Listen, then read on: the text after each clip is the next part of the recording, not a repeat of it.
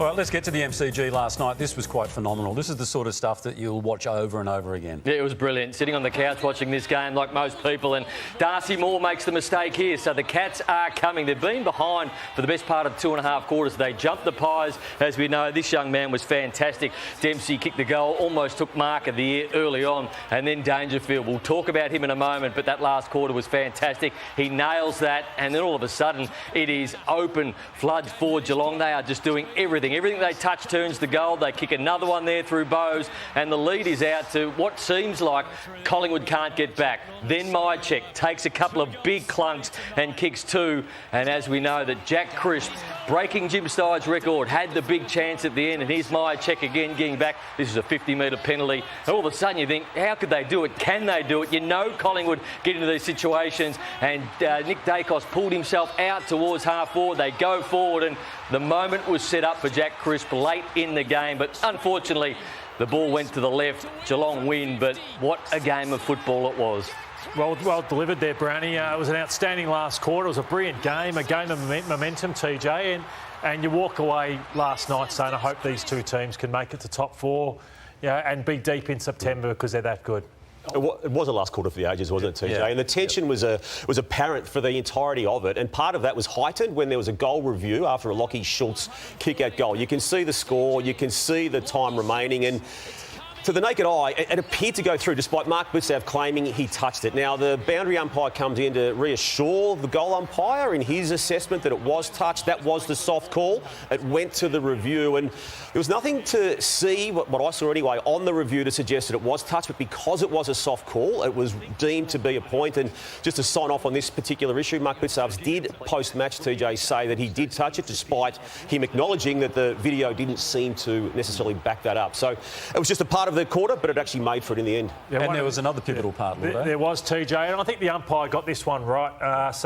One of the great chase downs you'll ever see. Bobby Hill, this will be shown in the video tomorrow and say, this is what wins premierships, big moments like this. Shaun Mannagh didn't see him coming. They're disappointed here, but I think the tackle does slip down and he does leg in Rory in that situation. Great composure from the umpire. If you think that's a legitimate free kick, to not get caught up, that was so incredibly loud there last night. To not get caught up in the whole hysteria of the game and just pay that one as holding the ball it's a pretty big call from the umpire, but the right one, as you said.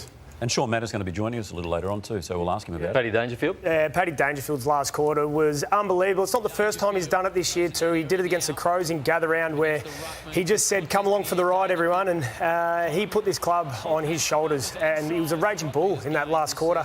His contested work was unbelievable. His forward pressure, which was something that he lacked all last night, was outstanding. His ability to finish this goal at a clutch moment when they needed the captain the most it was just clutch, as I said. But for me, it was his pressure, his energy around those contests to keep that ball inside their forward 50 in that last quarter. Outstanding quarter from Paddy. Now, you've been trying to text him this morning. Danger, can you reply to Rory's text? He's probably a bit stiff and sore. He's probably in the ocean, but no, he might appear later in the show in a special segment. How many more years do you think? Hopefully his hamstrings stand up, but it's unbelievable. The explosive nature that he has at that age. I just wondered, Lee Matthews, didn't he? Went late in his career, was like a full forward. I hope he can go for another 3 years playing this way, because he added another dimension to Geelong. Well, Todd Goldstein is going to be joining us on the Handball a little later on, and we might ask him about the longevity factor in the AFL at the moment, because you're seeing it with Scott Pendlebury, Steele Sidebottom. Dane Zorko. Yeah, exactly. So, it's not a young man's game necessarily. It's not, and I want to put Jordan De Goey on the agenda because he could be the difference between winning and losing this premiership. Last night, I don't think he's fully fit, so I've never seen Jordan De Goey as flat as what he was last. He doesn't have the zip. Here again, got a player right on him. And this is an interrupted pre-season, as he's had, but just have a look at this one where he doesn't have that burst of speed that we've seen of Jordan De Goey in the past. Run down a lot, didn't have much influence, and then this last one in the last quarter, they put him into the middle, but he just couldn't go with Bailey Smith. Probably the wrong matchup when Bailey Smith can run as what he does. Patrick Dangerfield takes the mark here, but if he doesn't take the mark, Bailey Smith's there, 10 metres in front of Jordan De Goey. Now, Jordan De Goey, just about my favourite player in full flight in the competition. So 2018 Jordan De Goey, unstoppable. Yep. 2023, the grand final and the final series, unstoppable again. Just thinking that I'm watching him, and can you get fitness playing a game when you're sore at the moment and he looks sore? Do they need to go, OK, we're going to put a 4 to 6 week block where Jordan De Goey doesn't play AFL football and he just trains the house down, gets fully fit, back end of the year, you've got a fully fit Jordan De Goey, unleash him on finals. He doesn't need to prove anything. He's already a premiership player. He's already a star of the competition. But him fully fit could be the difference between Collingwood winning and not winning a premiership. Wouldn't you love to know? I think there's merit in what you're saying, Browny, but what he does as a 24/7 professional, because we've just had Marcus Bontempelli come back from, 5, 6, 7, 8 weeks out. First 5, yeah. And he is playing like someone, like a man possessed, Yep. like he hasn't missed a beat. So, But I think we all know Jordan De Goey and Marcus Bontempelli are very different in what they do and how they present But themselves. is that why? But he shouldn't need, should he need a month off? Is it because maybe he doesn't train to a level? I look from afar and go, is this a guy that trains to a level of the elite? Well, for Collingwood to win the premiership, I believe he does need that time off to get himself fully fit. I think if Collingwood allow him to play, he's not going to be the player that he needs to be. Look, he might come good at the back end of the year, but I'd love him to be fresh and fully fit because he looks heavy and he looks like he's playing with some sort of injury at the moment that's not allowing him full flight. I think what Llordo's saying is, like, even in pre-season, if you are injured, that time in rehab you can use so well. And we've seen so many examples of it over the years where guys in rehab for long periods of time come back really fit and healthy, and it's all about the choices you're making there.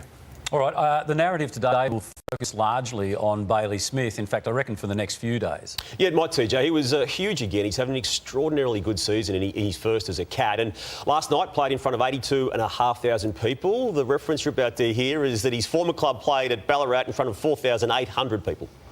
How good's at 82,000 versus Collingwood on a Saturday night at the G? How good's that? It's beautiful, mate. Not getting that at Ballarat, so... So, look, minor in its isolation, but this is unusual in itself. On Channel 7's Sunrise program this morning, the captain of the Western Bulldogs, Marcus Bontempelli, has returned fire.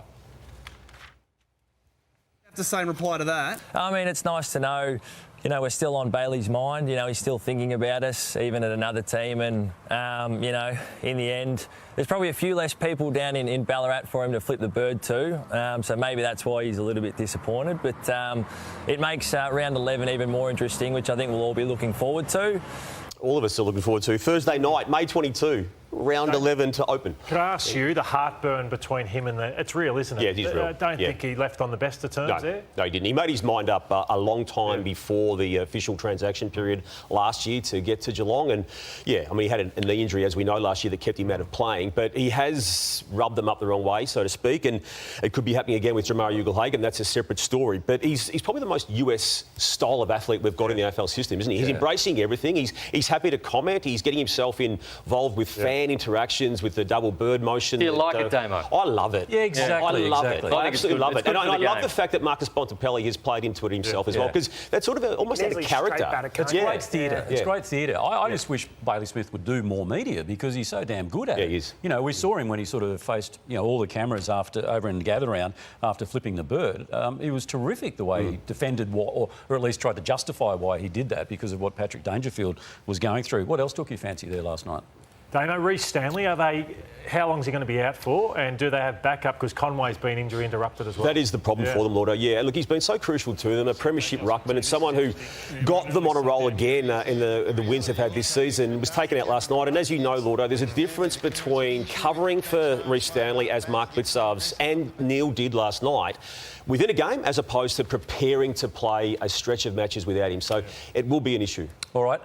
Now, let's talk about the Bulldogs there because so much to like about that in Ballarat yesterday. There is, and there's a lot to like about where the Bulldogs have positioned themselves. So they've lost to Brisbane, and they probably should have beaten Brisbane and Collingwood in a close game. So they're 5-3, could quite easily be 7-1 at the moment. At the start of the year, if you had said the Bulldogs are going to be 5-3, you'd say that is a monumental effort. So Fraser goes into the middle.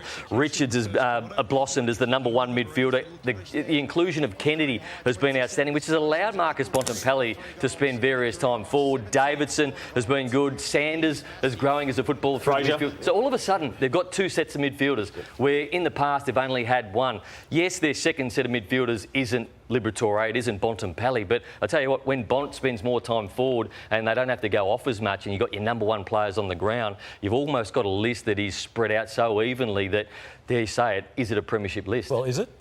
I think it is at the moment. I think they need some assurance down back, and maybe that is Liam Jones coming back in fit and firing. That'd be the only area, because I think Norton's played really well since he's been the one focus so far. Does that last long? But I think Riley West, as the smaller player, has been a good target as well. But certainly at either end, I think they've got issues. But seeing Tim English be the dominant ruckman yesterday was brilliant. Well, Bont missing those first 6 games has been the best thing for that midfield group as well, hasn't it? It just allows other people to get a go, and they mightn't have been seen as midfielders before Bontempelli, before Treloar were out. Now they're bona fide midfielders who get second crack at some of the others. And Browny, when you contrast what you've just said about the Bulldogs with the team that they smashed yesterday, you've got some pretty strong views on where the Port list is at and what they should do post-season when Ken Hinkley transfers power as coach to Josh Carr. A couple of big thumpings away from home for Port Adelaide, and it is alarming. And I look at that and I go, do they start the rebuild now, Port Adelaide? So I think most people think Butters is going to be gone at the end of 2026. Do you try and get something for him at the end of 2025 and start to clean out and regenerate your list with Tassie coming in? Because Bergman, for all intents and purposes, most people think he's going to be gone at the end of 2025. So guys like Burn Jones, you've got to make a decision on. Finlayson, Lockie Jones, Radagalia, Jordan Sweet. Travis Boak, I think, has got the right to say when he finishes. I think he'll finish up at the end of the season. But so much at Port Adelaide could change over with Tassie coming in to try and regenerate that list early, because there was alarming signs. They're 4-4, so mathematically there's still a big chance and to had play won finals. 3 in a row. But I don't think if they get there, if they squeeze into the 8, I don't think they're going to beat anybody. If you're going to do that, though, Ken may as well go now, wouldn't he? If you're going to just pretty much give up on this season. Not give up on the season, but you'd have one eye on, OK, and are we having a clean out of these players at the end of the year to get the picks we need? Well, on those players too, I think they want to wait to see what next year looks like. I don't think you can say they're going to leave in 2026, because Butters may just want to see how Carr goes or how that year's panning out as well, and if they're going to contend again. So, yeah, to pull the trigger early, I think you do everything you can to keep Butters, because he's one of the best in the comp, and I think he'll just wait out. I don't want to keep Butters, but Butters doesn't want to stay. We're hearing that. He might if it changes next year. If they keep getting belted by 90 points, you think Butters is going to want to stay?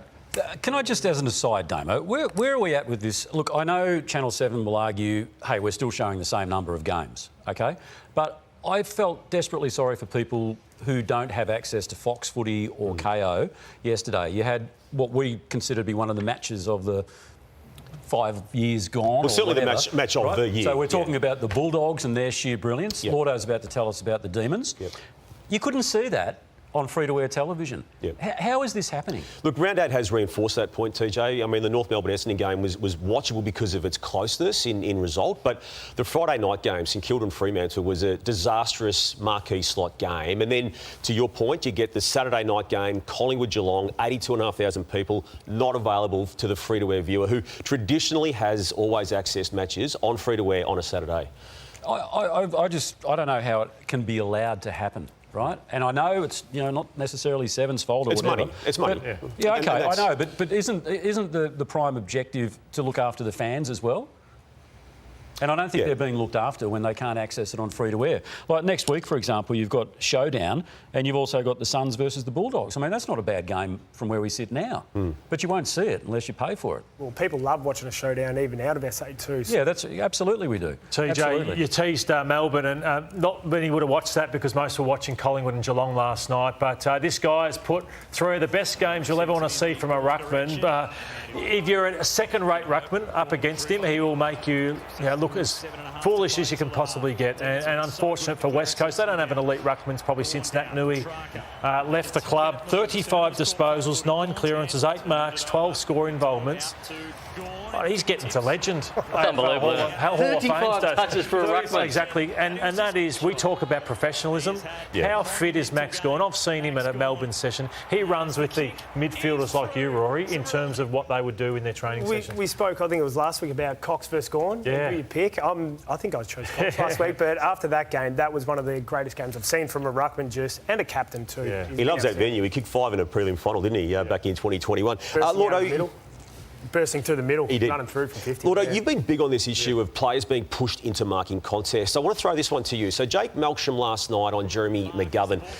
Is there a difference to how you've been viewing this particular behaviour this year? There is, Damo. Like, I can sense when eyes are on where you can push a player into the contest. With Jake Melsham, he's just using his body to push his player under the footy in that sense. So that's a football motion and not sanctionable by the matching office in your eyes? That's how I view that one, Damo, yes. All right, while you're there, Llordo, take us through Carlton's woes and how did that become such a capitulation yesterday? So the Adelaide Crows took 20 marks inside forward 50, including 2 in the first 2 minutes. It's one of the poorest defensive games I've seen from an AFL team. They were all over the shop. So some are guarding grass, some are guarding a man. There was no connection, no cohesion whatsoever from the Carlton Footy Club. So we're going to take a few. So this is Rankin. So behind the goals vision. So you've got 2 players guarding 1 man. You've got 2 players guarding 1 man. So there was no, across the day, effort to try and change that or an ability to change that defensively. So Rankin just pops up. And look at this one. So Neil Bullen. So you've got a player guarding nothing there, or a player guarding there, but then they all come to congregate to the one player again. So they couldn't sort out to stop these 20 marks. So look at this one. So you got this player on him, but you got to sort of player out the back. So they didn't have an ability. Jacob Wiedering even lost his way as the game goes on. This one, watch Jacob Wiedering. So players just standing, like not knowing when to go, when to guard territory, when to guard a man. So you see, look, just ever like this. What's he doing there, Jacob? Why aren't you up on your man? As said, so it was one of the great breakdowns. So Sam Walsh, what are you doing? Why aren't you guarding there? Sard, what are you guarding? The boundary line? Why aren't you in here? So, TJ, it was one of the worst defensive games I've seen from a Carlton side where they did not know what each other was doing or how to defend the ground. Yeah, good stuff. Well, not so good stuff. What did you say Jacob Wiedering reminds you of? It looked like a old Crows power stance, that one. So such is the fickle nature of supporting Carlton is the focus will again be on Michael Voss, despite the fact, 3 weeks prior were pretty good. Yeah, I mean, they got wins, as we know, against West Coast and North Melbourne and then outperformed Geelong last week. But this type of performance last night just takes, I think, their supporters and maybe even Michael himself back into that zone where they just don't know what they're going to get against a good team that is well planned and well drilled as the Crows were yesterday. Yeah, but it's that sort of a season though, isn't it? It is. Yeah. Yeah, I mean, Melbourne was 0-5 before they actually got their first win on the board against the Dockers. We may as well go there right now, TJ, because Justin Longmuir's coaching of the Dockers is in an awkward situation right now. We knew at the start of the year that the club and the CEO, Simon Garlick, moved him onto a, quote, ongoing employment agreement. We just raised that because at this stage of this season in 2025, they are yet to, under his coaching, make any form of proper, meaningful statement that they are the real deal. And the Melbourne loss in round 6 was bad, but it wasn't as bad, Rory, as the round 8 Friday night loss to St Kilda. No, that was horrible. And they played such a good game against the Crows last week and looked so good. They need to mature as a side, I think, on the road. And there's a couple of teams that need to as well, because I think the mature sides like Brisbane, Collingwood at the moment, Geelong in a sense as well, they travel really well. But Freo at the moment, they're not travelling well in terms of flight when they come to Melbourne. Is that a young group? Is that coaching? But they really need to mature if they're going to play finals. And look, he's not shirking responsibility. You'll hear here that he's taking all of the responsibility on, but they're in a world of hurt. I think everyone at the football club at the moment should be questioning themselves. The first thing I look at after a performance like that, and any good leader should, is what did I get wrong? Like, I'm not sitting here blaming the players, Craig. Like, I've got to look at my own performance this week. And am I contributing to us being an inconsistent team? So, of course, I'm going to question myself. Can't just sit here and say that's all on the players. Well, that's fair enough, isn't it? Absolutely. Great ownership. Because they're so up and down, it has to come back to a lot of preparation, I think, why they get up for some games and why they can't travel as well. Yeah, it's so big, and that's why you have to get every little bit right. And they're just not quite getting that travel piece right. Ross Lyon subbed out Hugo Garcia last week, and there was a lot made of this, and the fact that he was on the bench and he copped a spray, and Ross was very unapologetic as he needed to be. So what does he do? He plays him in the middle of the ground, and he went to players like Brayshaw. He was on Sarong. He was on Shea Bolton. And this is why a lot of players who have been coached under Ross, they love Ross, because the fact that he'll give you a spray, but then he'll give you an opportunity. He's very clear on what he expects of you, and you could see the other night, Hugo Garcia was very clear. The instructions from week to week, what was expected of him, and Ross Lyon obviously gave that to him. No, what I like too, Ross came out very early and said he's playing this week. He knows he's playing this week, so he took the heat out of it and he was able to move on pretty quickly. Well, he said it was just a standards thing, right? Yeah. Like, you just got to be strong on your standards. Yeah. All right, speaking of which, Essendon and North Melbourne, we'll get to them a little later on in the program. But when you talk about owning it and standards, that brings us to what caught my eye for today. And Nate, I think you're going to kick us off. It's always big when you're doing panel shows like this or All-Australian selections when you don't quite agree with what somebody else says, and body language is a big thing. And I'll play one that we've played a lot over the last couple of years. This is Kane Corns and Eddie Betts. Yeah, well, we'll go with St Kilda first. Marshall, Callum Winky. Marshall's numbers are going to look really good because he grabs the ball and he gets huge clearances, but I'm not sure they'd go anywhere. Like, he just grabs it and kicks it forward. So your best three ruckmen are Gawn. So this head, he's not happy with our former man, Kane. But on Fox Footy during the week, I just felt like Jay-Z had this sort of moment with David King.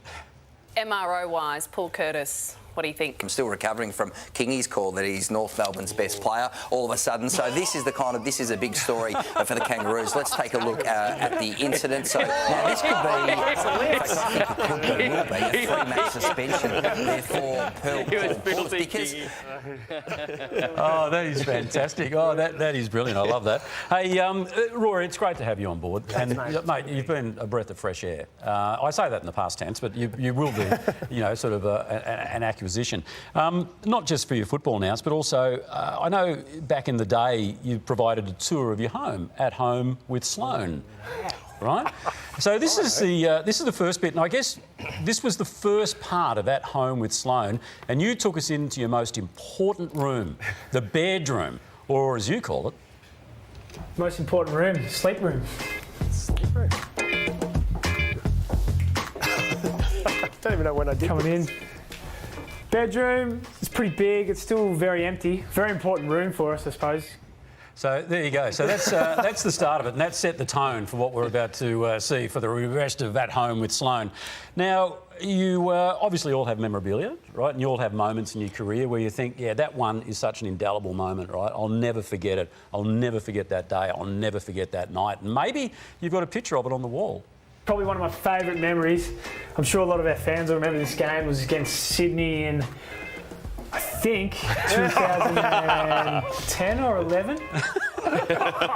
Special moment, that one, wasn't it? Yeah, my history is not great, and I've got a shocking memory at times, TJ. But what you do absorb are animal facts, and you showed that when you jumped in on Damo's segment and told us about kangaroos. Yes, absolutely. Yeah, so, but also you're something of a dog whisperer. I mean, you love your dogs, and the things that you can teach your dogs is like groundbreaking. Any time is ball time for this dog. He's obsessed with a ball, so good catch. Ready? Ready? Go get it.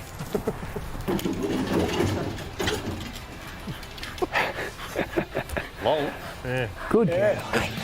Who would have thought a dog chasing a ball? It's very clever. That is outstanding. I reckon I would have pulled it up. The good news is that was just from the first episode. There's 3 episodes in this series. Why did we film in the dark? I don't know. I'm still not sure why we filmed in the dark there. Oh, look, Damo, once upon a time, I'm going to bounce back for TJ here. You're a proper news hound. The newsbreaker. It's not anymore. Once upon a time. Once upon a time, man. We've all been wondering when your next story is. When will Damien Barrett break his next story? Probably tomorrow. Seriously? I think Damien's due. Some say overdue. Not this year. Yeah, he'll drop one at about round 24 this year, just leading up to finals. He'll drop a bomb. Damo won't break another big story because he doesn't have to. The Essendon saga, which he was the first on, has just meant for the rest of his life. It's like winning Llordo. When will you break your next story? It's been a while. Hey, mate, I reckon you've heard the feedback, and it's great to see you've taken the feedback on board because we've caught a glimpse of you down at Collingwood's training. You got the scarf on, the new goggles on there, look a bit more magnified, but you're back to your roots, mate. You're the track watcher now. You hit the pavement, you took the feedback, and you're back down there doing the hard yard. So it's great to see. Who mate. was that? That was you. Now, I wish we had a dog and a ball in the studio now. Some things you can say no to. Now, Nate, you've been challenged. I've just got challenged. You've been challenged this week by none other than media titan Craig Hutchison. Ooh. I noticed I'm its biggest fan, and historically it's been tremendously edited. I thought it had a bit of an off day yesterday. Oh, I thought it was a bit softer. Did you? And I know Nathan sort of did the whole apology in the way that we've had some staff changes over the summer, or this person wasn't around, or his chief investigator was gone. My view of it was it wasn't at the level that we would otherwise expect. It was not in any way at the level that we are used to. And historically, its biggest fan. So I'm sort of challenging him. Oh. Can he get it back to where it was at its peak? Oh, okay. So, Nathan, normally I'd stand by your character and your Media-Ocre segment, but I'm sensing some hypocrisy here, and if I sense that, I've got to call it out. Because last week, you were very comfortable in character assassinating Michael Roberts for this ad read stuff up. Robbo! Half-time segment, it's come around, and the double AMI clangers, when clangers happened, it's lucky you're with double AMI. With Amy. Yeah, we're lucky with you. You're with Amy. Yeah, with Amy. And some people get it right, and some people get it completely wrong. So it gets us to this, Llordo. Now, Browny himself during the week butchered an ad read, and I'm going to play it here in what caught my eye, TJ, because I have it on good authority. Nathan was refusing to play it himself in his own segment, Media-Ocre. So here it is. Wow. This is how it's done, Damo. This is how you read it. How you do it. Me and Nathan going into a tutorial on how to do live reads. Now, Nathan, by gee, they are working hard out there, my man. And to all you CB US... Jeez. How long's CBus been on board for? CBus Super Specials. They've been with us for 15 years of outstanding support. So you tried to ban that. You can't pick and choose. That would have been in Media-Ocre normally, but you chose not to, so don't be hypocritical. Two men pretty happy with themselves there. Two Browny and Howie. I must Most people, when they're doing a live read, sort of get the vocal cords going. I don't know what Howie was doing just before the read. There was one I wanted to get in about Hutchie this week, but it wasn't allowed. Now, wonderful cricketer Steve Smith, but this is renowned as one of the more robotic deliveries of anything anyone had ever seen. Namaste, India. I've got some exciting news for you. I'm joining IPL 2023. Yes, that's right. I'm joining an exceptional and passionate team in India. It's fair to say it was a hard watch. And I scrolled the internet thinking, could there be a harder watch? And I found it. Here's our man Rory trying to deliver something. Hey, NAB AFL Oz kickers. Would you like to have a kick with me, Rory Sloane, at your NAB AFL Oz Kick Centre? Well, all you need to do is go to the SANFL website, sanfl.com.au, and search for NAB AFL Oz Kick and enter the competition. To enter, in 25 words or less, tell me what your favourite NAB AFL Oz Kick moment has been in 2014. Whether it was taking a hanger or snapping a goal from the boundary, I'm sure you've got plenty of highlights to choose from. So enter now, and hopefully I'll be attending your NAB AFL Auskick session soon. This is the Little Big Time. I reckon he's delivered it because he got his auto cue. Memorise that whole thing. Well, I noticed a lot of edits in that. Which there's a lot of edits. Did kind of slow that down. It sounded like I was in slow motion. Yeah, no, that's pretty much how you operate, I've got to say, yeah. Have you seen your plasma work? Anyways. All righty, we'll take a break So just on the dog throwing, would you, if you had your time over again, would you put that one in? Well, if you had your time over again, would you be bluing with the producer about shaming Craig Hutchison? Probably not. We'll take a break. You are watching the Sunday Footy Show. More in just a moment. Nasty man sometimes. Welcome back. You are watching the Sunday Footy Show. Massive game at the MCG today. It is the Hawks celebrating their 100th birthday. We'll cross out there a little later on. But at the G last night, this was one for the ages. It was 4-2 in the last quarter for Geelong. They looked in trouble, but they found a way. Wonderful club they are. Bailey Smith, 34. Dangerfield, 29.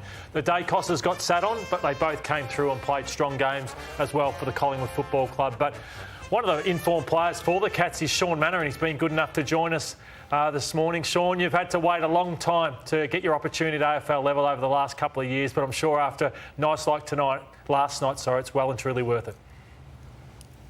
Yeah, morning guys. No, spot on, Llordo. It's it certainly makes it all worth it now. But I don't know. It's you're still trying to take in last night. You get to bed kind of late, so it was pretty. It would have been an amazing game to watch, no doubt. And especially that last quarter. I think we taken a lot of confidence into our last quarters. We might be the best last quarter team in the competition. So to keep on delivering on that is, it's really exciting. So where were you? We're just showing the game highlights, but where were you and what were you thinking when Jack Crisp was having that shot?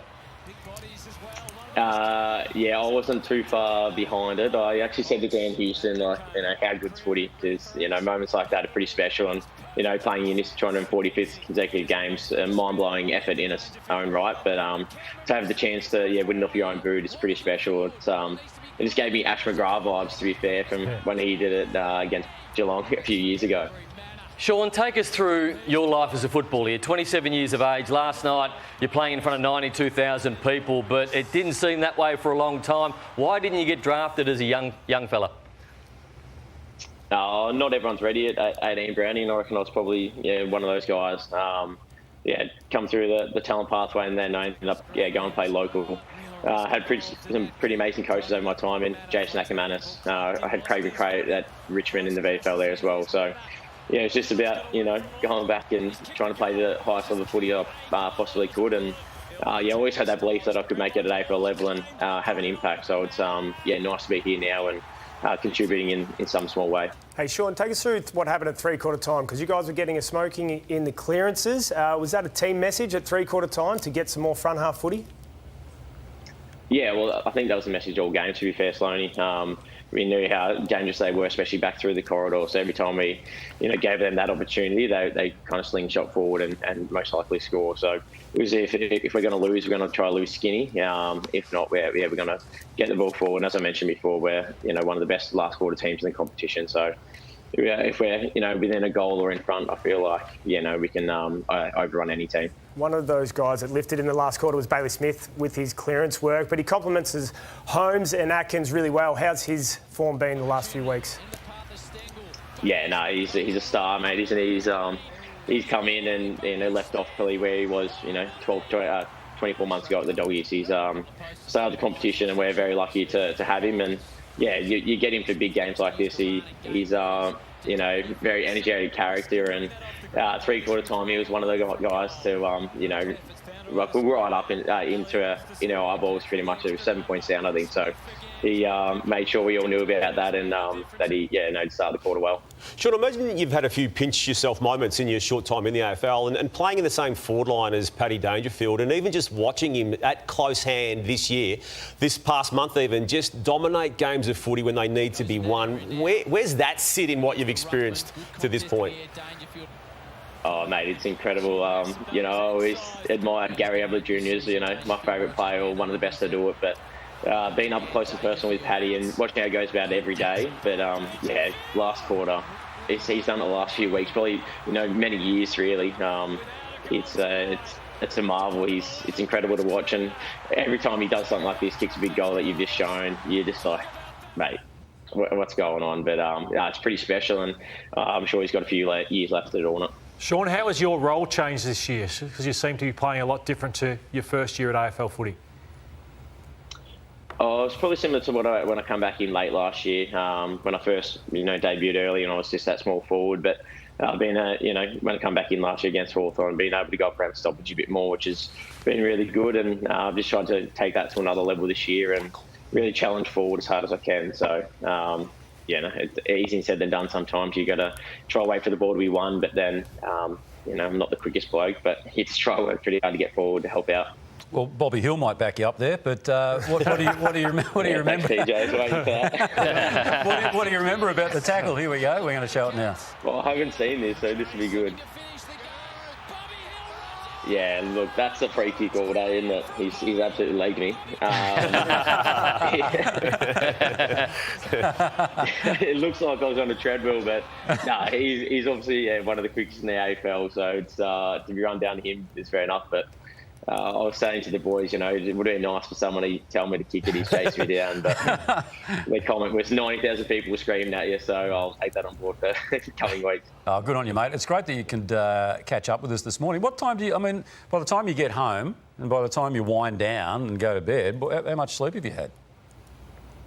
A couple of hours. I end up getting home about 1:30 and the F1 sprint was on, so I made sure I watched that. And the little one decided to wake up at that time as well. So, we'll get the sleep in this afternoon. It's okay. Mind you, that F1 sprint was worth sitting up for too, by the way, wasn't it? Certainly, mate. Piastri got done in the safety car, which is stiff, but it's awesome to see Aussies going well on the big stage. The votes last night, I've given 2 10s this morning, and I won't tease who the other one is, but Patrick Dangerfield for that game, it's a 10. Yeah, I agree. Yeah, thank you. Bailey Smith gets an 8, and Nick Dacos a 7, and Pendles I thought was wonderful again. I tell you what, Shaun, when you come on here, you get rewarded with the best prize pack in the business. A family pass to Gumbaya World, where water slides, thrill rides and wildlife collide. Just don't go near the quackers because they bite. A HitFit membership, combined bodyweight and boxing for a full body workout. You'll be best dressed on the golf course thanks to Clutch & Co. Do quackers chase balls? And we'll get you out in Catstar Brad Close clothing band. Be close, I'm sure he could give you some, but we'll give you some as well. Your swing, your style. Chrome Tour, golf balls and a cap thanks to Callaway, our good friends at Callaway, and another 2 hats courtesy of Travis Matthews. Bar Fridges Australia are back again for all your beer and wine cooling needs. Bar Fridges Australia, your one-stop shop. A pair of Aquilas. We love the Aquilas. 1958, they've been around since. Treat yourself to a batch of Daniel's Donuts. Book a delivery online today. And I'll tell you what, TJ loves a free meal, so we'll give you one at Platform 28, the best pub in the Docklands. Llordo. And a pair of Rick's eyewear that inspires confidence, and elevate your wardrobe with the latest streetwear style from St. Goliath. And if I'd have known you were going to be promoting Lego today, I would have got some Lego in there as well. Shawnee? What are you referring to, Browny? Just that Lego block behind his head. I thought you were getting hair laser treatment. Oh, very good, lads. Very good. Thanks for having me on. All right. Hey, good on you, Shaun, and thanks for providing an absolute spectacle last night. Both teams did, and look forward to your next one next Sunday, I think, against the Giants, isn't it, down at the Cattery? Yeah, back home next week, so it'll be exciting. We've had 3 weeks at the G, which has been really nice, but back at G Match BA next week, and Giants are in some great form as well. So big games don't stop coming, which is nice. All right, good stuff. Good on you, Shaun. Good to catch up with you again. Thanks heaps, guys. Appreciate it. Thank you, Shaun. TJ, stop ripping me about my dog. I mean, what did your dog do when it come in? It sat at your feet. Would you rather a dog that sits at your feet or plays ball? I mean, how fun's that? Like, Archie can get a little feet warmer. I'd rather be playing fetch with my dog than having to sit on my for about feet. 20 minutes. Sorry, you know that I haven't actually gone to the ad break yet. We're going to do that now. Yeah. Well, speaking of dogs, we're going to reflect on just how they did it yesterday in Ballarat. Stay with us. You are watching the Sunday Footy Show. Media-Ocre, not too far away. Happy? Yep, happy with it. You happy with it? Yeah. But it could have been more acidic had you got your own way through the week. Look, we're a team. Okay. We're a team, and there is no I in team, and the team that puts it together, we're on a winner. OK, let's turn our attention now to Ballarat, and this was a team effort by the Bulldogs, although there were some outstanding individual performances. Yeah, Western Bulldogs have been in unbelievable form. They handled these conditions so much better than what Port did. I think it was so well coached, but they obviously played there a lot. Super windy. The Dogs into the breeze just chipped and marked and made their way up slowly, where Port blazed away with the breeze. And you look at some of the numbers there. Bailey Dale was outstanding down back. Ed Richards, we spoke about their midfield being so deep, but Ed Richards, Treloar, Fraser were all outstanding. Bontempelli was enormous, but one of the best performances of the day, Llordo, was Tim English's game. It is, Rory, and we've wondered whether he's ever going to reach the heights you hope for as a ruckman, because sometimes he can be ragdolled and he can be monstered, and it's been a tough few years. He's had a lot of injury setbacks and concussions. Yep. Yeah, but what a fortnight he's had. He's just dominated. And listen to these, 27 disposals as a ruckman and 3 goals. So if he can keep pushing forward, he moves better than so many ruckmen. So he was a class above Jordan Sweet. Who they moved on as his understudy. That's right, yeah. So, no, well done to Tim English, and he gives silver service to such a quality midfield. Spoke about their midfield earlier on in the program, but Ed Richards is fast becoming their #1 midfielder for damage. I just love what he does. I mean, he moves the football so quickly, but he takes ground in front of him and is happy to give it. And then he's not the sort of player that gives the little loopy handball and gets it back. He runs hard to get this football back, and it's allowed Bontempelli to play a little bit more forward. So I'm close to saying that this guy is their number one midfielder at the moment. I'm not never going to say he's a better player than Bontempelli, but allowing Bont to play more forward, I think, adds to what they have, and I just love the way he goes about it. All Australian? Yeah. At the moment, he'd be clearly in the squad of 40. Yeah, and and it sort of pushes this guy out, Adam Treloar, who came back from injury, and he came back and it looked like he hasn't missed a beat. And we talk about having the right attitude in rehab. He clearly has had it, but yeah, he'll pinch hit in the midfield. But with that mid being so deep now, it may force him to half forward line. He's a great finisher. He'll hit the scoreboard as we saw late in the game, but he was clean and classy all day. And yeah, it just adds another layer of depth to that mid half forward line, who he can possibly scoot out to a wing as well. Yeah, the list goes on and on. How good has Matt Kennedy been for the Dogs? Yeah. He's been a wonderful recruit. And then you got Frazier and Sanders, and the list goes on and on and on. And then you got Marcus Bontempelli, who's come back into this side. He's just been an inspiration. So look at this. Here's one of the great goals you'll see. Into the breeze too. Into the breeze, and just curled that back to perfection. So did he plan that for it to I mean, a split-second decision to judge the breeze and the way it swung back? He would have, TJ. I reckon everything he does, TJ, is planned. His only weakness is his set shot goal kicking. Like in his game, he's not the best set shot kick for goal, but on the run and his snaps are pretty good. So even this timing, just time that bounce of the ball perfection. So he's just like an artist out there. I like that, an artist. Thanks, Nathan. And here's my vote. So Tim English was enormous. He got the 8. Ed Richards, 8. Bont was also phenomenal too. Couldn't split the 3. And Bailey Dale set them up down back early in the game where they were under pressure. All right, you nervous? Nope. Why are you sitting there? You have a nervous little cough and you got the twitch happening? Clear in the throat, in case I need to comment on the back of it. Take it for what it is. You know? It's just a bit of fun, people. Roll the tape. I'm not sure who went first with the hot start, but one of them needs to cool down. Okay, hot start on Footy Classified. Hot start on the agenda setters. Hot start on Footy Classified. Hot start on the agenda setters. Okay, hot start on Footy Classified. Hot start on the agenda setters. Okay, hot start on Footy Classified. Hot start on the agenda setters. But he really challenged the leadership at Richmond. I thought that was strong stuff. Okay, strong start on Footy Classified. D's legend Gary Lyon is always spot on with his commentary. It's a worst nightmare for a 6'5" defender against a little nits hitting shades of Tommy Belchambers trying to chase money down that wing there. Afternoon, Tommy, if you're watching, he hates being reminded about that. You're right, Gary. Poor Tommy Belchambers would be disappointed, seeing as it wasn't him. Eternal optimist Brad Johnson can make the most of almost anything. A very big win for the St Kilda Footy Club. It was demolition. Oh, it was a great game, wasn't it, Geordie? And we were both there having a look at it. And I don't know whether it was a great game. No, as in, probably right there. Exactly right, actually. I probably shouldn't have used that word. But if you're going to call someone out for not doing their homework, maybe do your own, Matthew. I've got a roast. Now, you talk about doing a bit of homework here. You're bringing CEOs of football clubs into these boxes here at the MCG. You want to do a little bit of homework, wouldn't you? So last week we had Essendon CEO Michael Vozzo. Yeah, was it West Coast? Craig Vozzo, sorry. He stuffed it up. Craig Hutchison tried this zinger while at Channel 9. You've got a blind spot to Port, and particularly their midfield. It didn't go their way on the weekend. Jason Corn-Francis wasn't the same player. He got no laughs then, but his new buddies found his reheated soup rather humorous. You may as well rename him Jason Corn-Francis. You bet. It's out of control. Find it, it's in my bedroom. Jason Corn-Francis. The Media Titan has also requested more camera time at his new digs. As our producers picked up, I'm not sure this is what he had in mind. He goes forward from the middle, so his explosion out of centre bounce is going to be really handy. That's an extraordinary receipt that he's kept there, Kane. And 8 other clubs didn't take next homes either. That's an extraordinary receipt that he's kept there, Kane. And 8 other clubs didn't take next homes. Channel 7's commentary is laden with insight from siren to siren, but after that, not so much.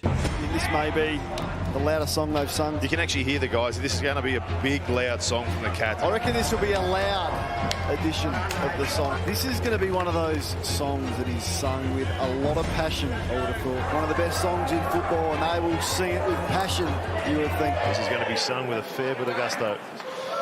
Yeah. That's Media-Ocre. Oh, dear. Take it for what it is. It's just a bit of fun. It is a bit of fun, actually. I got a good laugh out of that. Did you? Oh, you were laughing the whole way. There's a few in you suggested to put in. Yeah, what ones were those? The Gary one. Oh, don't be stupid. Gary and I are friends. I don't need you to try and drive a wedge between me and Gary.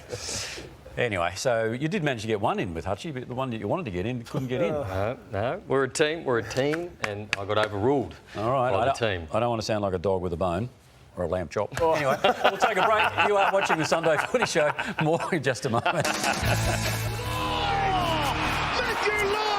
It's time for the deep dive, and amazingly, we've got a current day player in the best 30 players I've seen in the last 30 years, and he was unbelievable last night. It's Patrick Dangerfield. What about this record? 345 games. He's roaring towards 400 the way he's playing. A premiership player, Brownlow medalist, 8 All-Australians, and 4 best and fairest so far, and he's playing a different way for his club right now. But we'll go back to 2009. His first game I played in this game was against the Bombers. Look at the size of him. He was still a schoolboy, and he was based in Melbourne still, in Geelong, and he would travel on weekends to go and play for the Adelaide Crows. So look at the size of him. So you can see the work that he has put in. Here he is, first kick, I think, first goal in AFL football. He had 9 disposals on the day and a goal. It's amazing to see the work. Nathan Fyfe as a boy was skinny, a bit like Dangerfield, and you see the work he's put in to become the champion he's become. How'd you go in that game, Llordo? I was on the end of my career, Damo, so kicked 3. It was a fair insertion, wasn't it? You only raised it because you had 16 disposals and kicked 3 goals. That's an average game for me, though.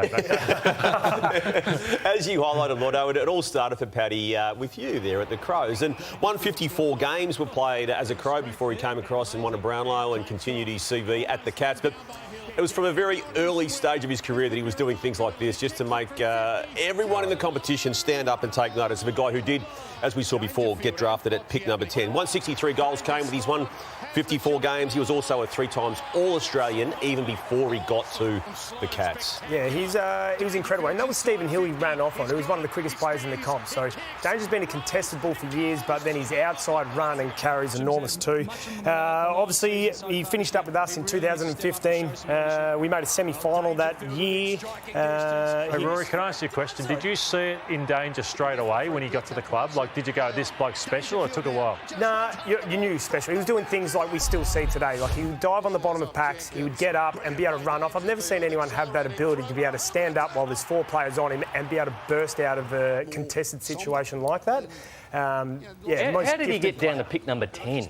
I have no idea. And the first year was incredible that he was still doing it from Melbourne. And this is his final year. So without knowing, we knew that Danger was going to leave at the end of the year. He never told anyone until after. But the way he conducted himself throughout this whole season, especially it was the year that Phil Walsh passed away, I have so much admiration for Danger and the way he handled leaving our footy club. So can you just take us through, the mechanics of him living in Melbourne and travelling to play? Like, how did that work and how long did that last for? No, it only lasted that year because he was still finishing school. He got drafted as a 17-year-old, so he thought it was important to be around his friends and family for that year and then come over and sink his teeth in. And who was he training with? Geelong Falcons, I think, and he'd come over every now and then to do some training, but it wasn't every week. It was sporadic. So. But yeah, he spent 8 years at our footy club and gave that footy club everything. He really was desperate to win a flag at the Crows to be able to send off, and he was always going to come back to Geelong. So he wins the Brownlow in his first year at Geelong, 2016. He polls 35 votes and wins the Brownlow. And then in his second year at Geelong, he comes second to Dustin Martin in the Brownlow. So I'll never forget that game against Hawthorn. He was injured, and I think he kicked 6 goals 5 or something like that. And it was reminded me of a legendary, Lee Matthews or something out of the square at that period of time. And he always said, Llordo, and Chris Scott has said this recently, that when he first was coming into the system, he always viewed himself as much a forward as it is a midfielder. And now we're getting to see that on a more regular basis in 2025, him being a semi-lockdown forward. There's a lot of players with aura and presence in the game. Right now, and after what we've seen last night, is there a player with more presence than Patrick Dangerfield? Oh, it's hard to imagine. What about where he charged through Sard last week? Like, he's having bigger moments now than we've seen before, and then his goal kicking. I don't think he's again the best set shot in the comp. That's an area of his game that he's not the best at, but he doesn't lack for much else. No, not at all. And like, it's the ability to finish on both sides, like we're seeing here. He's done that multiple times. He can finish from long distance. He's probably better on the run, as we're seeing, rather than the set shots, as we spoke about Bont earlier. But the change for me came, I reckon, a few years ago. Danger was getting a few injuries and was almost done. And he stripped it back. I was speaking off air before about how he stripped it back. He's really honed in on his body and focused on footy, made that the number one priority, and he's reaping rewards. He'll play for a long time still. Llordo, you alluded to this particular match. It was round 17 in 2017, and it looked as though he had that injury there, and it looked like a really, really bad injury. He's come back, he's played out the game, he's actually kicked 5 goals, 6, and picked up 3 Brownlow votes. An extraordinary effort, and it just goes to show not just the brilliance of the bloke, but dare you say it, the bravery of the bloke as well to sort of overcome that injury and the significant pain that he was obviously feeling at the time. I was at the ground that day, TJ, and it was one of the ones where you walk away and say, wow, what did I just witness there? It was Carey-like, it was Buddy Franklin-like with the display he put on out of the goal square that day. And then it all came together from a team perspective in 2022. It did. It's what he plays football for, is to win a premiership, and the emotions of that. And he actually won the Gary Ayres medal for the player of the final series through this whole series. So this game against the Brisbane, he set him alight early, you know, in terms of getting through and winning that first final and give you the passage through to a home preliminary final. So, yeah, he was exceptional there. He was on a mission. He wasn't going to. And then this is grand final day again, just out to the favoured side, where they just suffocated the Sydney Swans early in this game. And he still thinks he should have won a Norm Smith. Yeah, I was going to say the exact same thing. Smith. Yeah, well, again, he was good. Isaac was good as well, kicking I agree with him, by the way. goals. You should have won it. I do, yeah. I felt it was a complete... I mean, you can't take anything from Isaac away, but what he did on that day, I felt was more setting up of the premiership than anyone else did. And people stir me up for inserting myself in division. Well, Rory came in demanding that this one bit of division was in here, where they say Dangerfield's tough, but what about the way I ironed Danger out in this situation? So Rory, look at Danger, he's just saying, bring the stretcher out for me, bring it out, bang! Jeez. Rory, that was the day they said, Rory, you're going to be our captain of this club, ironing out the big fella. Got him in the throat. Yeah, it's like simple physics, right? Against someone like that, you just have to go in a little bit faster if you're going to come out on top. But that's the only time across my career we had a lot of matchups in training I ever came out on top. And wish we had won the flag that year. It might have gone down a little nicer, that bump. But TJ, that wraps it up. But what a special man, and we still get to enjoy a lot more footy from him. Absolutely, and you say the only current player in your top 30. So far, but there's still a few more to come who are in front of Danger. I'd want to be good. All right, we'll take a break on the Sunday Footy Show. When we come back, the Crows, well, Danger's old team and Rory's old team, they certainly did it in style. And also the Demons. It was close, but they got there in the end. Funny thing about this coin toss was I was meant to go the other way, but I got a bit rattled when I actually won it, so I just pointed there quickly. So, and then when I was heading back to the boys, I didn't know which way I'd pick. So you could say I was pretty rattled before the game. Yeah, we used to share our salaries pre-game, and then you got stealers like Guinea and C-Mac like to steal the celebrations so they kick one first. So not much words go around the salaries these days. Can't bring in a cow, can't bring in a sheep. A chook would have been just all over the place. So I don't know if you've ever held one of these, but my daughter was just playing with it in the car, mate. I'll pass this to you, Nick. Yeah, I tell you what, you don't want to miss it. It was a terrific debut, there's no doubt about that. And what about the lineup for this week? One for Hawks fans, CJ, as if the Wizard wasn't enough last week. Toby Green will be here, and also Sam Darcy. So you can catch it on YouTube on Monday nights, and then on here on 9 straight after Footy Classified. It's great. And of course, Felix, I met him for the first time. He's a good man, Felix. Very good, very good host. You get on? Yes. Oh. Yep. I didn't get that impression when I spoke to him. But anyway, it's a great show. And this was a great performance by the Adelaide Crows. Not so good for the Blues. And, well, there'll be a fair bit of soul-searching in the post-mortem come Monday. 10 goals. Jordan Dawson, brilliant again. Kicked 3 of those. Isaac Rankin was outstanding, 29 and 2. Michael Lanny, 27 off half-back. And Hewitt and Cripps did what they could, but the Blues were completely outplayed. And, Llordo, I want to talk about Josh Worrell and the fact that he's become a big-time defender at Adelaide. Throw him together with Michael Lanny. Not the biggest biggest blokes in the competition, but right now, Josh Worrell getting the job done like this. His intercept mark work has been outstanding, and he's reading the play. Yeah, it took him a while to understand, Rory, probably what you need to do to be an AFL footballer, but he's there now. Yeah, absolutely. He got some feedback, especially early in his career, around how to be a professional, and he's the epitome of an absolute pro at the moment. He trains harder than anyone. He's so composed with ball in hand, and the boys love playing with him. He's vocal. He's becoming a real leader of that back six down there. Yeah, he can play tall, small. He can do it all, Josh Worrell. Votes from yesterday, and I thought Jordan Dawson was outstanding for the Adelaide Crows, and Isaac Rankin as well. That man we just spoke about, Worrell and Michael Anning. All right, Rory, take us through the D's win over the West Coast Eagles, because for a time there, looked like the Eagles might cause an upset. Yeah, until about halfway through the third quarter, it was very even. Then Melbourne were able to pile on about 5 goals in a row late in that third, which got the game well and truly underway for them, because they needed the win on the road, and West Coast wanted to show a little more fight, and they did, Llordo, but just couldn't quite last for the whole 4. Well, I think the scoreboard was flattering the Eagles, because the clearances was the biggest dominance you're ever going to see in a game in the first half, but Melbourne just weren't scoring as a result. They were plus 20 clearance like Melbourne, so the damn wall was going to break eventually, and Christian Petrarca was talked about, Max Gawn, and one of the great ruck games you'll ever see, but Petrarca, 29 disposals, 8 clearance, 7 score involvements as well. Your votes, Rory? Yes, I'll go straight to my votes, because Max Gawn got the other perfect 10. No, I gave him perfect 10. Did you really? Okay. All right, someone's wrong there. Christian Petrarca was amazing, Turner was good, and Chandler was outstanding. It's the 8 for 35. I gave him 10 upstairs. Someone's having a laugh with me. So yeah, I'll tell you what, you don't mind throwing producers. Did you change it? Oh, yeah. It's a TJ kind of move, I think. Yeah, exactly. Yeah, no, that definitely wasn't me, that one. All right, we're going to take a break here on the Sunday Footy Show. When we come back, it's Brownie's quiz. What's the theme? The theme is Hawthorn on their 100-year celebration. Great football club, probably the most successful footy club over the last 50 years. I think that'd be right, and it took them quite a while before they finally got their first one in '61. And a great day at Waverley through the week. We'll talk about that when we catch up with one of their absolute stars a little later on. But for the moment, we'll take a break, and it's back with Brownie's quiz right after this. Here he is. Welcome back to the Sunday Footy Show. And all this is possible thanks to you, Tony Barber. $500 coming up thanks to Sportsbet. Home viewers, who are you playing for? Today, Brownie, it's Heath Thornycroft from Maribyrnong in Victoria. Albert Brancati from Cheltenham, Victoria. Philip Langwell from Essendon in Victoria.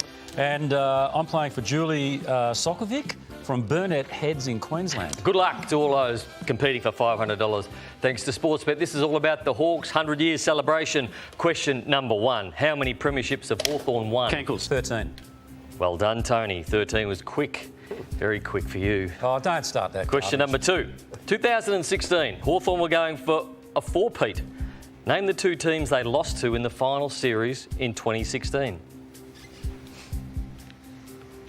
Damo's antidotes. West Coast, Collingwood. Incorrect. Was it? Yeah, sorry. Bananas, mate. It was Bulldogs.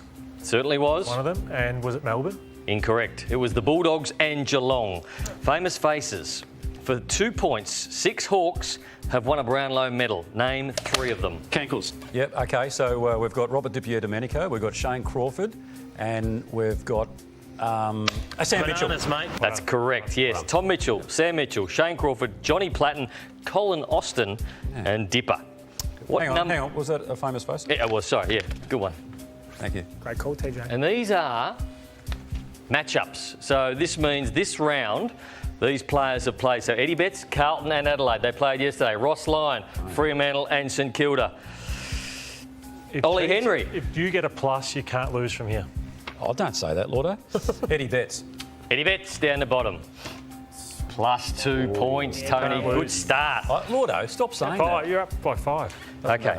What number did Terry Wallace wear? Cankles. 16. At Hawthorn. I'm going to walk out in a sec. All right. Who holds the game's record for Bananas, mate? Hawthorn is Michael Tuck. How many grand finals did Michael win? Damo's the kid. Sorry, I should say, how many grand finals did Michael Tuck play in? He played in 11 and won 7. He played in 11. Okay, closest to the pin. How many reserves games did Michael Tuck play to go with his 426, starting from right to left? I think 100. 120. And 89. 101. It was 50, so you can go up, Rory. Okay, apart from Tuck, Hawthorn have 6 other 300 gamers. For 2 points, name... Bananas, mate. Crawford. And Hodge. Damo's the key. Damo and not Burgoyne. Damo's antidote. Damo's the key. Bruce. Luke Bruce. Damo? Luke Bruce. Luke Bruce is right. Crawford, Bruce, Hodge, Mitchell, Langford and Lee Matthews, Damien. Did Damo get that ahead of me, did he? Let's go with Ollie Henry. Ollie Henry down the bottom. +1. It's all working out for you, Damien. I'm so confused there. Who won Hawthorn's goal kicking last season? Bananas, mate. Was it Bruce? Incorrect. Mabior Chol was the answer we're looking for. Which Hawk, former Hawk, coached 2 clubs in different states, one to a grand final? Cankles. Gary Ayres. Incorrect. Bananas, mate. That is correct, Llordo. Famous faces. I'll go the mummy up the top left. Mummy. Top left. Yeah, there he is. +3, Llordo. He's back in action. Okay, Damo 3. Rory hasn't answered anything yet, as usual. Llordo 2. Yeah, I gave Damo TJ Luke 5. Okay. You're ignoring me. I'm getting upset now. 2 Hawks players have won 2 Norm Smith medals. Who are they? Bananas, mate. Ayres and Hodge. Yes, nice work, Llordo. Okay, Jason Dunstall has the most goals for Hawthorn. Who is currently second on that list? Damo's the key. Peter Hudson. Incorrect. Buddy. Bananas, mate. Incorrect. I'll say Lee Matthews. Lee Matthews is correct. And for a bonus point, TJ, you don't have to get it right or wrong. You don't have to lose a point. How many goals did he kick?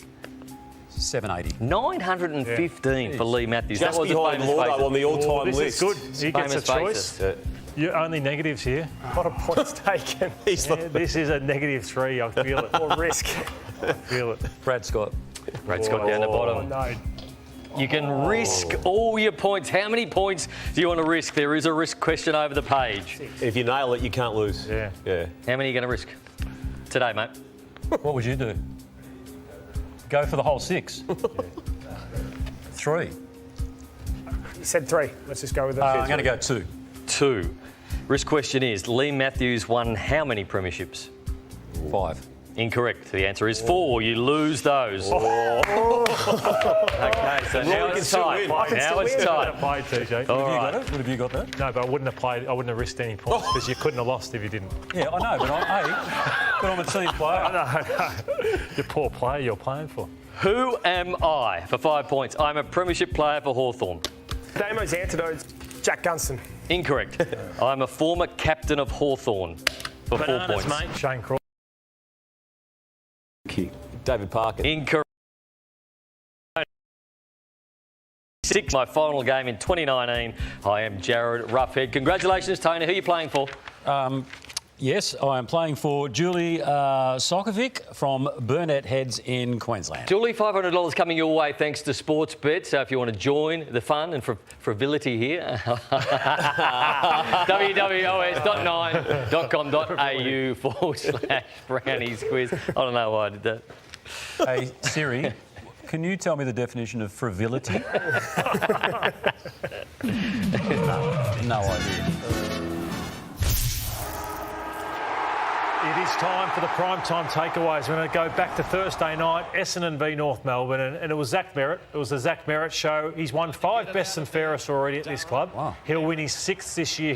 He may win the most best and fairest ever. I don't know what the record is, Damo, if you know that, at a club, but he may win 10. This is how good this guy is if his body stands up and he's that far ahead of the next best at the Bombers. But Scotty West got 7, didn't he, at the 7, Bulldogs? yeah. And there might be another player out there. If he played at a club that's had success, like continued success like a Collingwood or a Geelong, would we be talking about Zach Merritt being an all-time AFL great? Yeah, I hope we do. He's going to be an all-time Essendon great, but the disappointing thing is we don't get to see him in September. And I know it's been spoken about whether he's met with other clubs or things over the past, Damo, but again, it looks like they're going to miss out again this year. Yeah, it does, and he has recommitted, hasn't he, to the Bombers? And to your point too, they're not winning that game of footy against North Melbourne on Thursday night without him playing. What's your thoughts on the unhealthy reliance? Is it unhealthy, Merritt at Essendon with what's around him? Is clearly is. The gap between the best and the next? They've missed Caldwell, who's been injured, and Durham is probably the next best. But outside that, it's not just the midfield. I think it's spread across the whole ground. Rory, North Melbourne, what did you see on Thursday night? half glass full or half glass empty on them? Nah, half full, because I've got some numbers here I want to show you. And North should have won this game on the weekend. And here's some numbers. They're looking for those perfect plays at the moment, and they're overusing the handballs at times. So I want to show you what I want to see more of from North, because at times they're a really good contest team. This is from a stoppage. They've got even numbers forward. I want to see more of this. A surge kick, take the game on. It's unpredictable, but it gives your forwards a chance. They've got great contested players down there. I just want to see the ball in there a little bit more often, and a couple opportunities like this, and not looking for the perfect plays, which is what we're getting here. This is a fundamental error. We'll accept that. But this handball, is there a kick there to be had to surge down the line? Again, they get into this handball game, and Essendon's pressure on the night was far too good. So that Essendon go back and transition that one down, where North are coming here. And we see, we'll just pause here, they're out. The good sides will put this to the top of the goal square, and they'll give their forwards a chance to compete and come in behind it. Instead, they look for the perfect play, they overuse the hands, they get a jack kick, which is under pressure, which brings Essendon spares into the game. So I just want to see a little bit more risk take from North Melbourne at the moment, because I think they need to give their forwards a bit more of a chance. Yeah, LDU's a player at the moment. It's probably trying to do too much, getting caught, turning the footy over a little bit at North Melbourne. St Kilda and Freo on Friday night. Poor game, as we touched on. St Kilda, Ross Lyon coached extremely well. Well, let's put the Fremantle record up there in terms of interstate. And the only game they've won, well, they don't have an interstate win because Gather Round was on their home deck. But -78, -10, -61. A lot got caught up in the Bolton comes in and the talent there, Brownie, but nothing to show for it yet. No, not at all. You just can't put your finger on what happens to clubs like Fremantle when they travel away. It is a mental thing, because they've got more talent on the list than most clubs at the moment when you throw Bolton through there.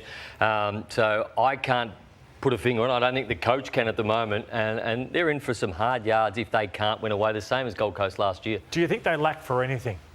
Like, as in lack for anything? Like, I think they lack for the sporting killer instinct. Yeah. I think there's an element of that, because if, and you analyse this better than anyone, Llordo, the back line, there's nothing they need in that back line, the way they structured. The midfield with Brayshaw and Sarong, it's as good as you're going to get.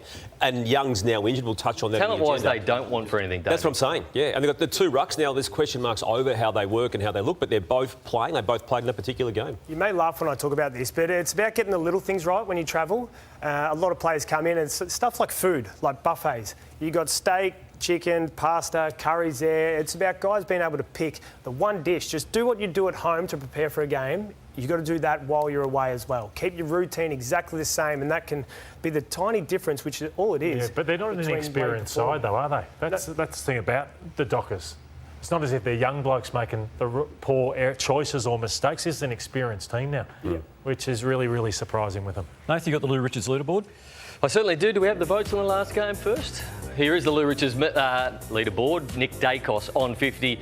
Wanganeen, Miller up. Patrick Dangerfield was fantastic. Zach Merritt, side bottom, and Connor Rozee. And that is the best business, the winner of the Lou Richards medal 2025. Will drive away the Lexus LBX two-wheel drive luxury model, valued at a drive-away price of $55,502. This includes all on-road costs and 12 months of Vic registration. This is an absolute artistry of a car. Have a look at that. The Lexus LBX two-wheel drive luxury model, best prize pack in the business on the Sunday Footy Show. Tom Morris was out there through the week and came back with glowing reports about Lexus of Blackburn. Hey, can I just give a quick shout out? I was at the footy on Thursday night, and a young bloke came up and he said, "Oh, here, I want to give you this." So I don't know whether you can see it. Look at that. He went and got that made up. Now, that is just a random act of kindness from a young fella, and I was quite taken. Anything for you on the side there? Sorry? Anything for you? Like making a bottle, do they come to you and say, we want to do a Chompers bottle? No, I think Eddie had marvelled that you can actually get your name put on them. Yeah. So he saw me sitting there and thought I'll go and get a bottle made up. So well done, young fella. Thank you very much. TJ might have commercialised, done something with mate, you know, some of us go through life without selling our soul, OK? Some of us actually do that. Do you reckon that needed to be in the rundown? Because I didn't see it in the rundown anywhere, and you just wedged it in. Yeah, well, I just thought it was a kind act, and I thought I wanted to make mention of the young fella. OK? Some people are kind, some people aren't. Damo's agenda after the break. You are watching the Sunday Footy Show. Oh, but what about this? Concentrate, Tony. What about this? Get your Diet Coke out for this one, because Footy Furnace on later tonight, and it is James Hird, it is Cuz, Jimmy Bartell, and it is Tom Morris, and it is must-see TV. That's coming up tonight. Footy Furnace, check your local guides. Welcome back to the Sunday Footy Show. It's Sunday agenda time. AFL Chief Executive Andrew Dillon flagged changes to the match review office and the tribunal system at the start of the season, and following the Paul Curtis tackle saga this week, Laura Kane confirmed those changes. We usually have it throughout the season. It's not a change that would apply in season, and then we make those decisions ahead of the following year. So, but it's one that I think we should start having. And as we've had a live example, over the past week, it's a worthy one to start having now. It's long overdue in my eyes. I feel the system has been outdated now, Rory, for the best part of 10 seasons. It doesn't take in a tackle situation like that. It was either 0 weeks in Michael Christian's assessment as match review officer, or 3 weeks, which it was. In his eyes, he sent it to the tribunal. There was no nuance in it. There was no allowance for 1 or 2 weeks, and that will be one of the many changes that now need to be made to this system. I'm just glad I'm hearing that there's going to be some change and discussion about it, because you're right, for the start of this year, it's just... they haven't done anything. And for the past, how many years, you say, 10? Oh, look, that's my opinion on the system being outdated. It was an Adrian Anderson initiative, TJ, wasn't it, after the 2004 grand final? How far back we going here? Well, that's what I'm saying. It's been in play now for 20 plus years, and it is, I think, archaic in some of its rulings and non-allowance for the nuance in what the game has become. And did the AFL change the rule for Ross Lyon and the Saints this week, where Taru got a 4 week, which covers 6 because he got buys? Yeah. Did they make that adjustment so he only misses 4 weeks? Well, they're allowing him to play in a match of sorts. That was a VFL tribunal system, which obviously had buys structured and factored into the VFL system. So, yeah, look, the AFL could have the ability to change this on the run, and they could have had the ability. Well, that's a good question. They're saying we're going to do a review at the end of the year. Because we'll be sitting here bagging them for changing it on the run. I think the general public out there and go, well done, you've made a rule, which they've done leading into a season with big changes. It was only the season before last, so why couldn't they say, no, we're going to change it, we've got this wrong, as of this day, these attributes to a change? Yeah, I agree, Browny. I mean, Paul Curtis has now missed, or going to miss, 3 matches of football in a year in which he was probably leading North Melbourne's best and fairest. And all Australians. But Damo, if they were, sorry, Nathan, if they were to change it midstream, do you then not have arguments about, but hang on, we would have got Brownlow votes then, this, that and the other. And, it just opens up a can of worms. They're better off waiting until the end of the season and just do a complete overhaul. Or reviewed it maybe 5, maybe 10 years ago when these types of problems were in play. Oscar Allen, guys, as we know, has met with Sam Mitchell, Hawthorn coach, and since that was publicly revealed, he's really struggled with his form and the way he's been able to even live and carry his life. He's been really open about this twice now during the week on Perth Radio. Yeah, I'm going a lot better now. It definitely was really tough. I love the club. I love playing footy. And I wasn't, I wasn't able to do any of that well. Your, supposed identity as a footballer and a person kind of get merged, because playing footy is something I've loved to do since I was a kid. And my job was going poorly.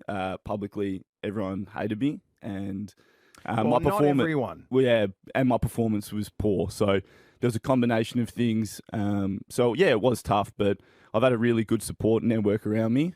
Well, it's hard to hear him say that in his own eyes he felt hated. I mean, he just did what he was entitled to do. The captaincy component to his story, I think, is why it's a big headline and a big story. But there's a cautionary tale here for people in a similar situation down the track. Just simply, as a starting point, do not get caught with these meetings. No, it's tough. And I can only imagine at times I didn't have the social media element to it. But, when Mike Sheehan or Robbo writes, time for you to retire, time for you to play VFL, well, you do feel the walls are closing in on you. And it's only worse in a 2-team towns like Rory and the Crows and then the West Coast Eagles. I'm sure it's been a horrid time for him. Yep. Clayton Oliver missed yesterday's game for Melbourne against West Coast. His great mate, Christian Petrarca, spoke post-match.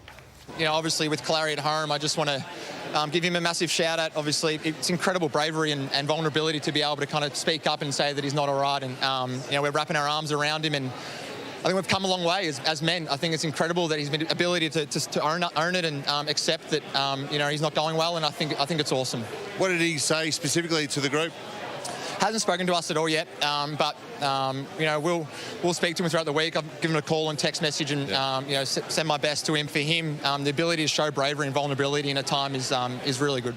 And Browny, Melbourne has been really open in acknowledging the ongoing issues with Clayton Oliver throughout this whole saga, and it's not entirely unexpected, but it did come after he had a pretty good game the previous week in the second half. Yeah, we just want him to play good footy. That's what he does. He's an inspiration to Melbourne when he plays great football through the midfield, and good luck to him. But he's also an inspiration, just following on from what Kristen Petrarca said, for those who are doing it tough mentally. And we know that suburban football is absolutely littered at the moment with young men and women with mental health issues who don't speak up. So when you see the Harry Mackay's of this world and also the Clayton Olivers of this world say, hey, I'm struggling mentally, it does provide an inspiration for other people who are doing it tough. The support's always there for those people too, which is outstanding. Yeah, absolutely, even at suburban level or regional level.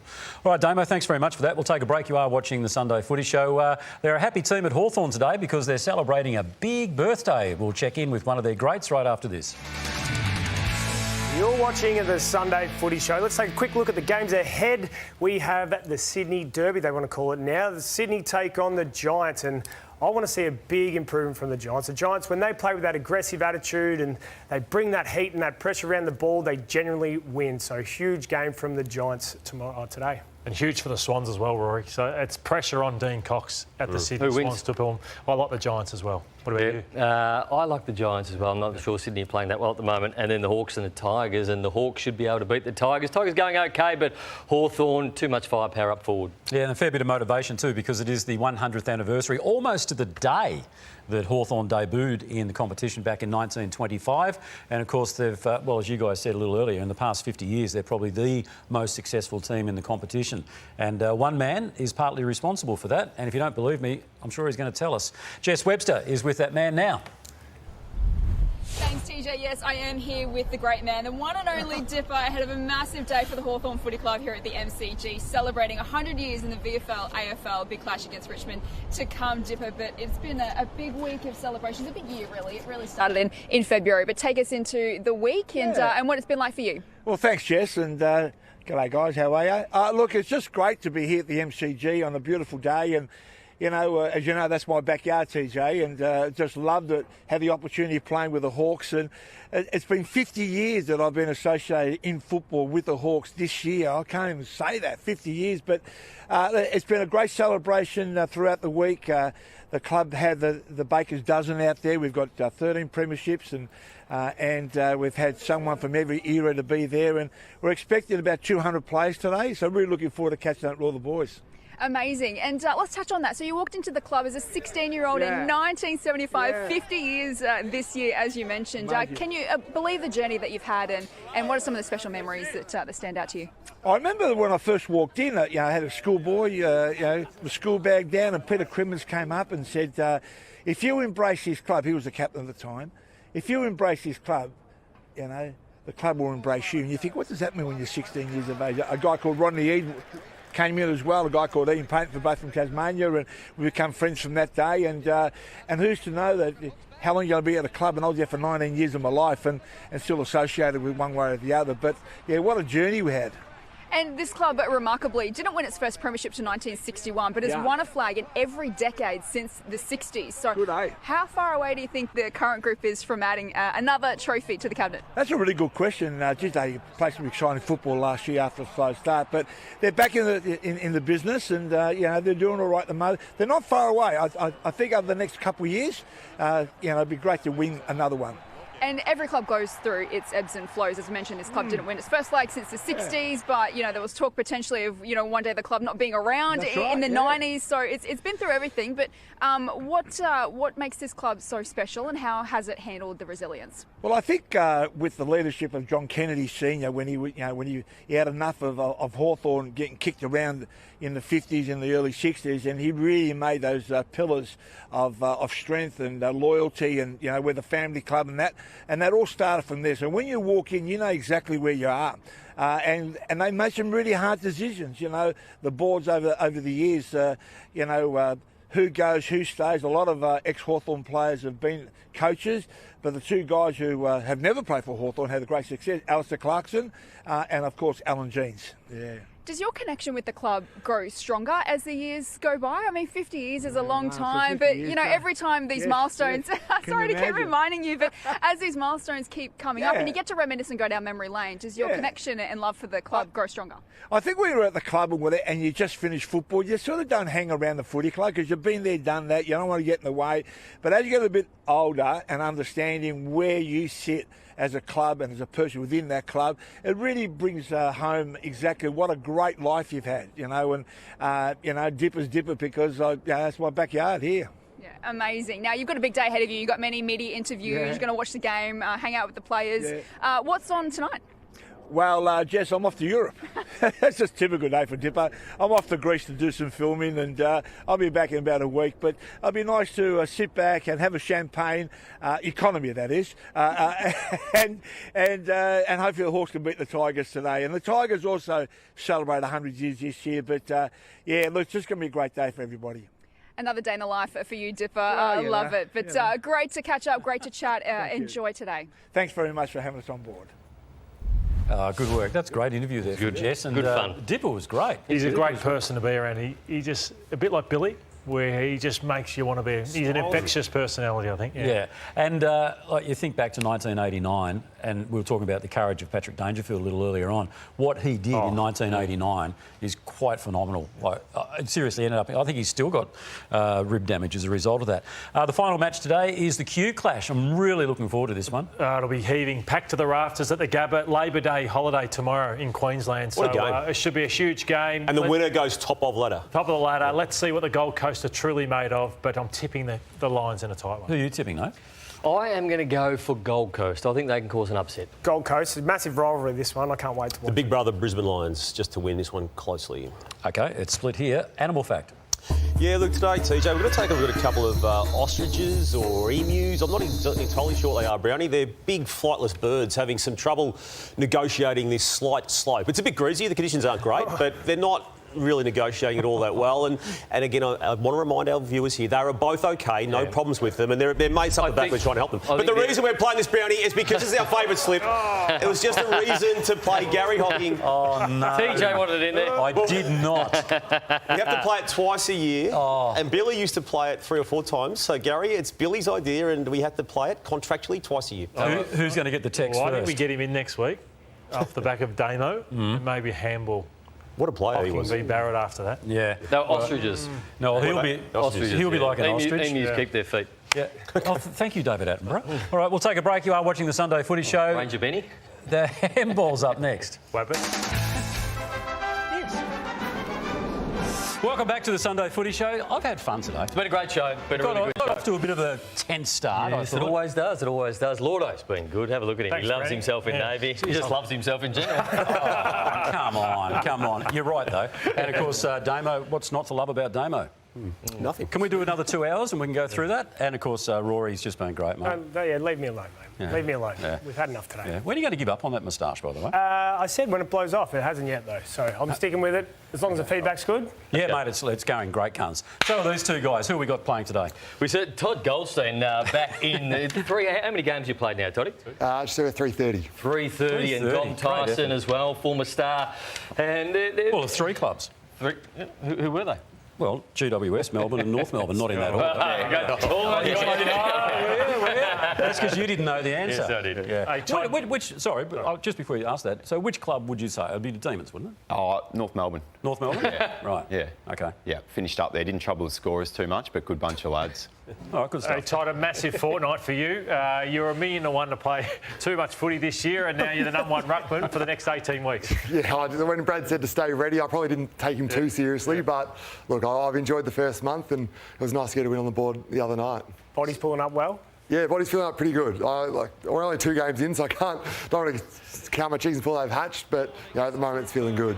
Sorry, Damon. There's a massive difference between training and match fitness, as we all know. So talk us through how you got through Anzac Day and also just how hard it was to pull up after that. Yeah, Anzac Day I was a little bit worried. It hadn't been about a month since I played my last game of footy, so in the wet there wasn't great. It slowed the game down a little bit for me, which I think helped. I think I almost cramped in the last couple of minutes, but got through unscathed, which was good. And obviously Tristan this week was a lot more physical, and that was a much tougher game. Do you think 2025 might be the year we actually have rediscovered our love for the older players? Because yourself getting through matches, Dangerfield's blitzing, did last night, Pendlebury, Zorko, there's so many. Well, on behalf of the older players, I hope so, because I think we'd all like to stick around for as long as we can. So I think it shows the importance of, the lists are getting younger, the kids are coming through, they're more ready at 18, 19 than they've ever been, but the experience and the insight the older players can add is so important to have still. And Dom, coaching at AFLW level, how are you finding that? Yeah, second year there, Browny, really enjoying it at Collingwood. Didn't have a great year sort of on the ladder last year, but we're in a really good spot and the competition's getting stronger and stronger. Do you still think the AFL's doing you favours with the scheduling? I still reckon it can be better. Yeah, they're getting there. Like last year was a condensed fixture, which probably doesn't do favours for the finished product if they're backing up without training or just a longer rest period. But they've committed to that 12 games in 12 weeks, so that's a start. They've probably still got a few levers they can pull in terms of pre-games and ways that they can support pre-games as in like for want of a better term, curtain raisers before the men's games? I think that's a lever they could pull, just if they're looking to increase crowd. But what's happening now, I'm noticing just by being involved, the standards going up, and it's really sort of happening right now. They're sort of full-time professional athletes, and there might be a little lag period to the finished product, but it's go zone right now. And it's a really good program to be involved with. The girls working hard. I worked with Ruby Schleicher a couple of weeks ago. She said she did the hardest pre-season session she's ever done before. Yeah, well, it's been only voluntary, so we haven't really started the official pre-season, but yeah, she's going really well. And Clutch & Co, you've got the jumper on there and, of course, a proud sponsor of this program. Yeah, we've been involved with yourself and Maddie Conway down there, the producer, for a few years. Working hard there, been full-time, and it was a great way to sort of transition out of footy into a small business. Is that you with the hand on the hip? Yeah, that's me. That's a male model. Yeah. It's like that. We used to sing that at school, I'm a little teapot. That's not a retired player's rig right there. No, so you must be fit, mate. Not How much work are you doing at the moment? You both, you are still playing, so you need to be fit, but you look great. I'm in the Pilates train, Browny, twice a week. Just the abs? No, they're got to sort the back out, don't you?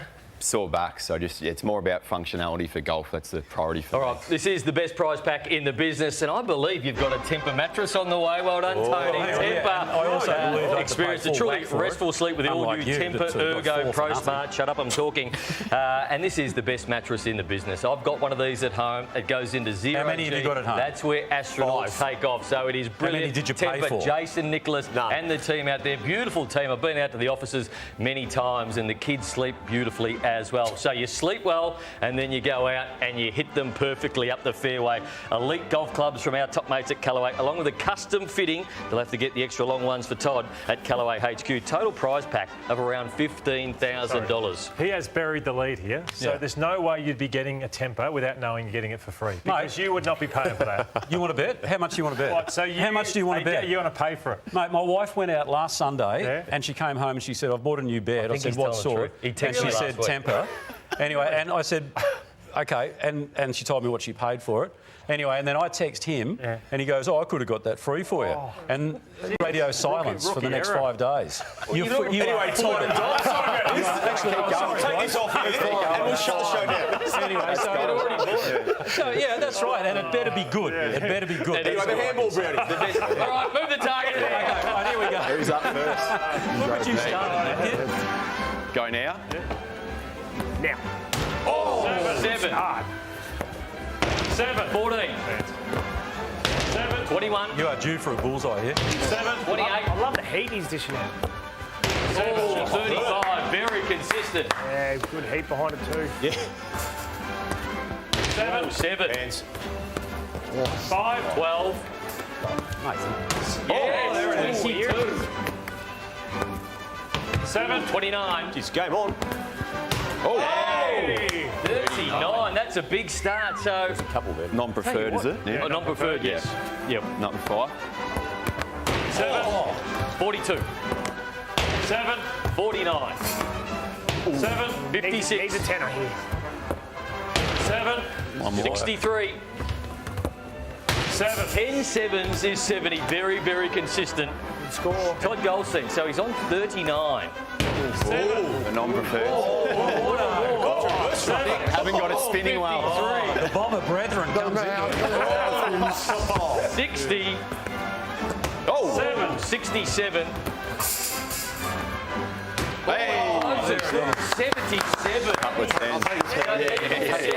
Equal second with Caleb Smith, who is filthy last week that you docked him a couple. He thought that he was up there with Brett Delidio, but 77 is a very good score. Yeah, so well very done, good mate. 72. Very Yeah, fantastic. And you brought the cheer squad in today too. Yes. The family wanted to come in. The little ones, they always see me in the TV. They want to see how it all works. So yeah, the magic of TV. I thought I shrunk down, so they're learning how it all works. Oh, that's fantastic. Well, mate, thanks. Little fella want to have a kick at the board there? You want to kick the footy at the board? Do you have a kick, Char? Do you want to kick the footy? Hey. He might be a bit shy. Once he starts going, he doesn't stop kicking. Yeah. Geez, you got away with people, haven't you? You really do. You just got away with people, haven't you? Whether it's grown-ups or little ones, they just don't want to know. You're just an awkward. He looks like a nice young man. All right, that wraps it up for this edition of the Sunday Footy Show. Whatever you might be doing for the rest of this Sunday, we hope you enjoy yourself, and wherever you may be, may the sun shine on you today.